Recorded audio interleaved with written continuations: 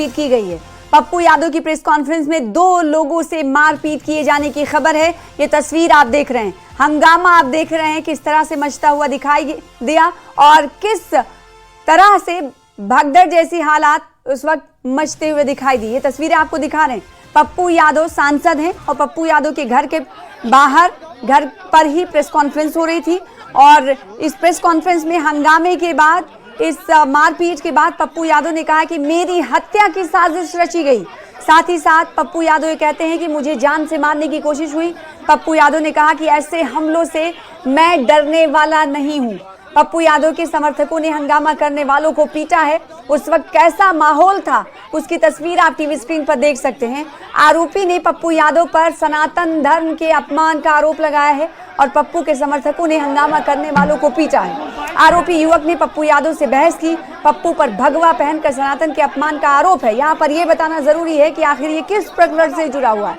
पिछले दिनों आपको बताएं कि पप्पू यादव ने भगवा वस्त्र धारण कर चंदा चोरी के रचनात्मक तरीके से प्रोटेस्ट किया था पार्लियामेंट के बाहर, जिसके बाद ये देखिए चाकू हाथ में लिए हुए दिख रहे हैं। पप्पू यादव क्या कह रहे थे सुनाएंगे आपको, लेकिन ये तस्वीरें 3 देखकर आपको पूरा अंदाजा हो रहा होगा कि जब प्रेस कॉन्फ्रेंस हुई और प्रेस कॉन्फ्रेंस में जब मारपीट करने के इरादे से 2 युवक पहुंचे तो उस वक्त हालात कैसे थे, हंगामा किस कदर था, अफरा तफरी किस कदर थी। पप्पू यादव की पीसी में मारपीट, और देखिए आपसे कुछ देर पहले जो हम आपको बता रहे हैं कि आखिर किस वजह से, किस प्रकरण की वजह से सनातन धर्म के अपमान का इस आरोपी ने बताया है कि सनातन धर्म का अपमान पप्पू यादव ने किया है। वो दूसरी तस्वीर में आप देख सकते हैं। सनातन धर्म का अपमान किए जाने का आरोप पप्पू यादव पर लगा और ये आरोप उस वक्त लगा जब पप्पू यादव पार्लियामेंट के बाहर सपा लीडरों के साथ, कांग्रेस लीडरों के साथ प्रोटेस्ट बैठे हुए थे।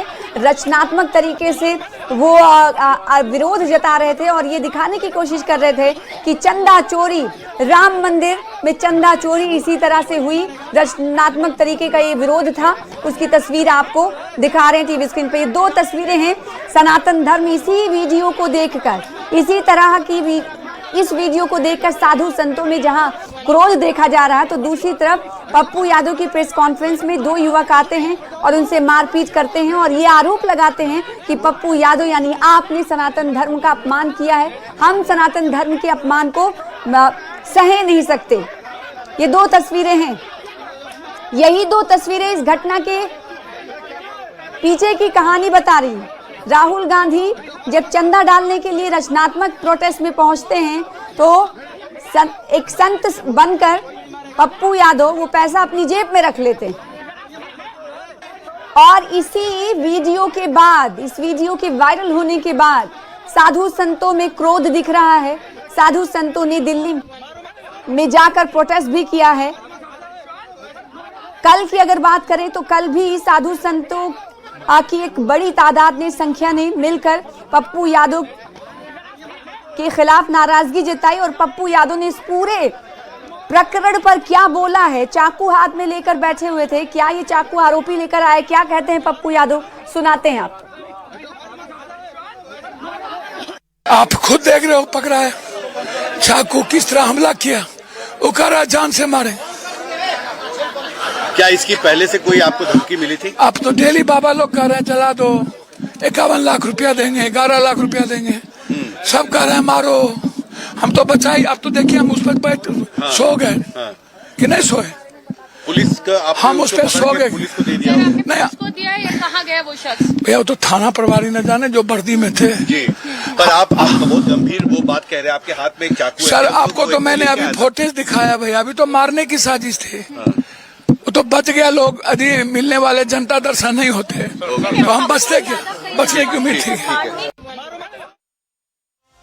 यादव ने क्या कहा है कि पप्पू यादव ये कह रहे हैं कि ये पूरा फुटेज आपको दिखाया गया, यानी मीडिया को दिखाया, हमें बचने की उम्मीद नहीं थी। अगर जनता दरबार ना होता, लोग यहाँ ना होते तो मैं बच नहीं पाता, क्योंकि जो 2 आरोपी थे, दोनों युवक मारने के, पप्पू यादव को मारने के लिए आए थे। ये पप्पू यादव स्वयं कह रहे थे अब से कुछ देर पहले।